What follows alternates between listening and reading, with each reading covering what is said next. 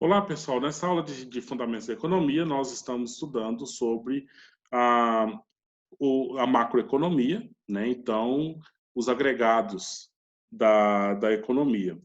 E, especificamente aqui agora, nós vamos verificar dois pontos, que é a demanda agregada e a oferta agregada.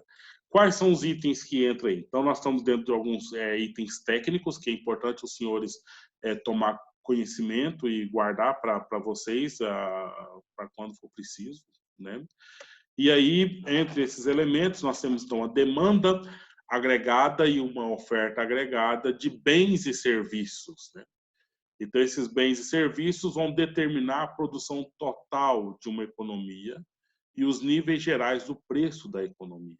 Entendeu? Então, ou seja, nós já vimos lei da oferta-procura, nós já vimos monopólio, oligopólio, uma série de questões assim, né? E tudo tem a ver com o quê? Com os bens e os serviços que estão à disposição. Se eu tenho muitos bens e serviços à disposição, numa produtividade exagerada, naturalmente eu não vou ter garantido preço, porque as pessoas vão ter muita opção de compra e nessa opção de compra elas podem talvez não estar disponíveis a pagar o preço que qualquer empresa pede, mas vamos então buscar dentro de uma concorrência a pagar o preço menor, né? O preço mais vantajoso para o comprador. Então, é, é preciso, não, acontece de fato essa, esse equilíbrio nos bens, na produção dos bens e serviços, para que nós tenhamos, então, a garantia aí dos níveis de preço da economia. Ok? A gente está utilizando esse gráfico aqui, do lado direito aqui embaixo, né? Então, para a gente verificar essa situação em gráficos, né? Então, tem uma demanda que quanto mais se produz, menos eu preciso, porque já vai sendo compro aquelas questões que estão sendo produzidas, né? Então, ou seja, a oferta tende a aumentar e a demanda tende a cair. É uma questão é, lógica aí. Mas existe um ponto de equilíbrio, né? Esse ponto de equilíbrio é o ponto, então, que vai fixar aí o tanto que eu tenho que produzir, o preço que eu posso, então, colocar para vender e o preço que as pessoas estão dispostas e têm condições de pagar, né? Então, são essas situações para se verificar. E o que é fora isso, né, é o excedente, né? Aquilo que as pessoas estão comprando sem precisar e aquilo que está sendo produzido que não vai ser vendido, não é? Então, esse ponto todo. E o que está abaixo dessa questão é a falta, né? As pessoas precisam, mas a produtividade está abaixo daquilo que é necessário, entendeu? Então, aí, a oferta e demanda agregada seria a questão do mercado de trabalho, que vai determinar o nível geral dos preços e dos salários médios de uma economia. Entende? Então, se eu tenho. Que é muito lógico o que a gente fala, não sei como é que isso chega para vocês, né? Eu preciso de mais feedback de vocês para a gente entender esse processo, gente. Mas se eu tenho muitos trabalhadores qualificados, então vai faltar vagas, né? Vai faltar vagas de emprego. E aí, se ainda assim eu tenho esses vários trabalhadores que são qualificados, então eu posso, enquanto empregador, taxar um preço um pouco do valor, né, do mercado aí um pouco mais abaixo, né, uma vez que eu tenho muita gente à disposição no mercado. E o contrário também, se eu tenho pouca gente qualificada para exercer determinadas funções, essas poucas pessoas podem, então, se valorizarem, né? Elas podem valorizar elas próprias e aumentar o valor aí e não aceitar ser contratadas por um valor inferior ao estipulado. Enfim. Então, da mesma forma, na questão macroeconômica, vai se verificar aí a questão do mercado de trabalho, a qualificação dessas pessoas, o valor dos salários, né, dessas pessoas aí. Isso a gente pode verificar de muitas formas, incentivo em alguma formação, alguma coisa nessa questão. Quando eu fiz licenciatura em filosofia na Universidade Católica, então a gente ganhou uma bolsa, tava quase 40% do valor da mensalidade corrente, né? Porque lá na Católica o preço era por créditos, né? E aí, enfim, a gente ganhava uma bolsa lá e que era só porque eu fazia licenciatura, entendeu? E aí, por exemplo, tinha uma demanda muito grande das pessoas querendo fazer arquitetura, né? E aí, por duas outras coisas, por fazer arquitetura e porque a prova de arquitetura demandava um material mais específico. Então, enquanto o valor do vestibular, vamos fazer um número fictício aqui, o valor vestibular para licenciatura era R$ 40, para os demais cursos era 80, para arquitetura e aeronáutica, era uma novidade que a gente procurando, era R$ 120. Né?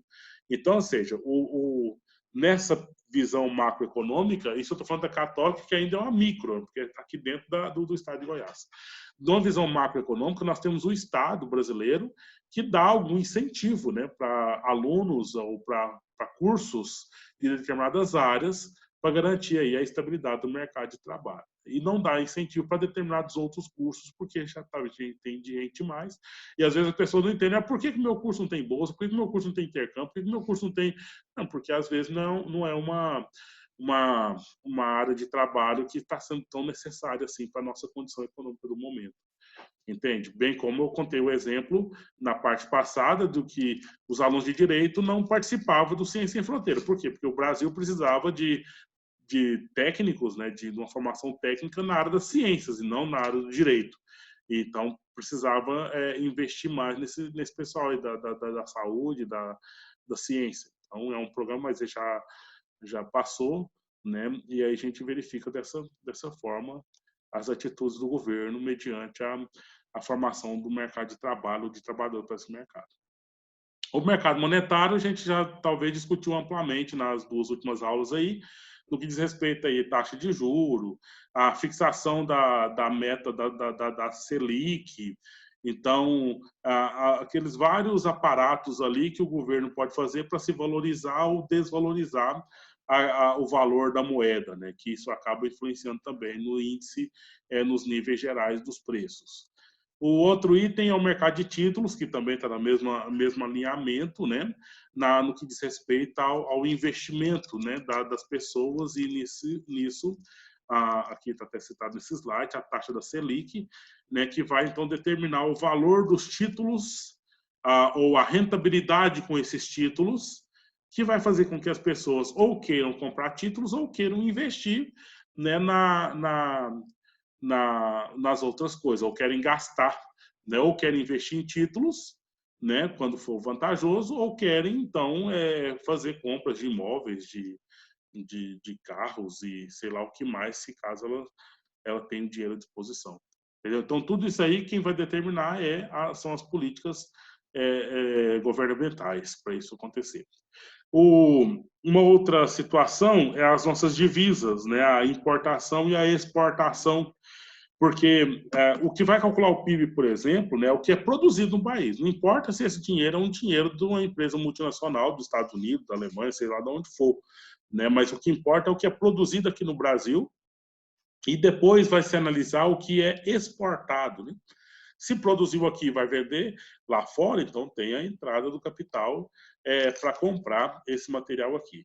Mas se a gente produz uma quantidade e acaba importando uma quantidade maior, então esse mercado com a moeda estrangeira acaba sendo negativo, né? Uma conta negativa. É interessante para a economia do país que a gente exporta muito e importa o mínimo, né? Ou importe nada, quem sabe, né? Que aí vai dar uma autossustentabilidade para o país e vai garantir aí uma rentabilidade muito maior para o país, uma vez que ele vai ter um pouco mais de poder em cima dessas taxas de câmbio, essa valorização da moeda estrangeira aqui dentro do nosso país, certo? Então, caminhando para finalizar essa parte, a demanda e a oferta agregada, elas estão aí para estimular, né? E aí o governo, ele pode, para estimular essa demanda agregada, ele pode reduzir as alíquotas de impostos sobre a renda, por exemplo. Ele tem algumas ações aí, uma delas seria essa, né? Então, se ele quer que o brasileiro gaste mais, né? Então, ele pode diminuir o valor do imposto de renda. Diminuindo o imposto de renda, então vai sobrar um pouco mais de renda para as pessoas, né? Então, a gente viu isso há muito pouco tempo. Por que não sei se vocês acompanharam, mas a gente, quando trabalha, para a empresa privada, a gente tem um fundo de garantia por tempo de serviço, o FGTS, né?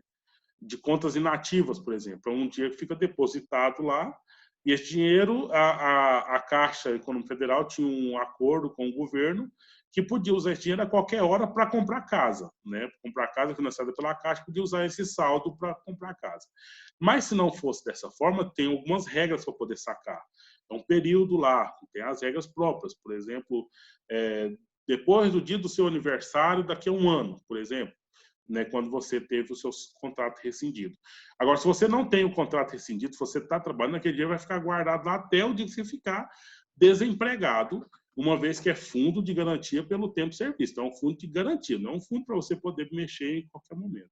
Mas no ano passado, a gente verificou uma política do governo para deixar o pessoal pegar esse dinheiro, né? Então, até R$ 500, esse dinheiro automaticamente vai para a conta da pessoa. E se a pessoa, por acaso, não quisesse usar o dinheiro, aí sim, ela pediria para a Caixa estornar o dinheiro para a conta do fundo de garantia.